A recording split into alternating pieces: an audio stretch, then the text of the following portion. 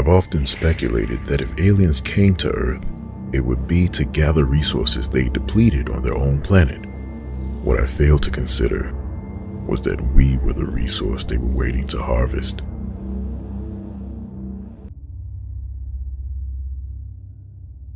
From the top bunk, under dozens of stuffed animals, the little girl watched, wide-eyed, as the closet door creaked open. Like a pastel cyclone, the plush toys swarmed the boogeyman, enveloping it, draining it, leaving nothing more than a small blue bunny to add to their ranks.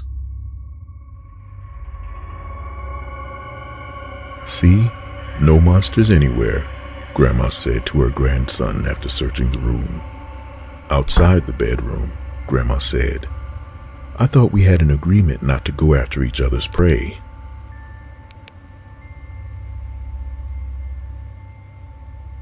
"So, what's life like now?" I said as I awoke from a 30-year coma. With a defeated look on his face, the doctor replied, "Life? There's only 17 of us left."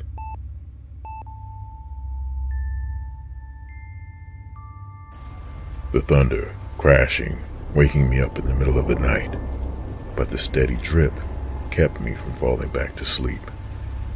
Getting up to grab a bucket, another flash of lightning showed me that there was no leak, but a figure latched to the ceiling corner, soaking wet.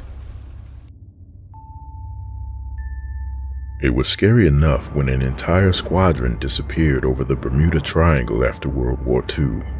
It was even more frightening when they requested to land at Edwards Air Force Base nearly 75 years later.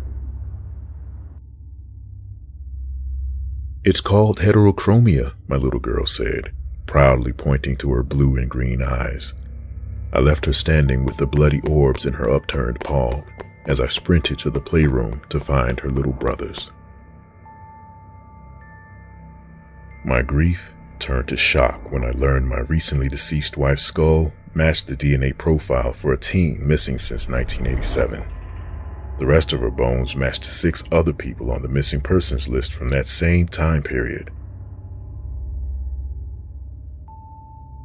Through the orphanage it crept, silently, in the darkness, killing the children in their sleep as they dreamed of better lives with new parents.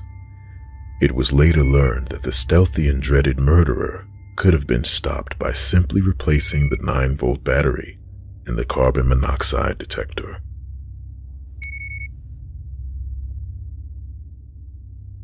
Devastated by my dog's death and wanting to do good for others, I asked the genie to bring all animals back to life that died in the past month. It wasn't until I felt the writhing contents of my stomach forcing its way up my throat and out of my mouth did I realize eating a steak tonight was a very bad idea.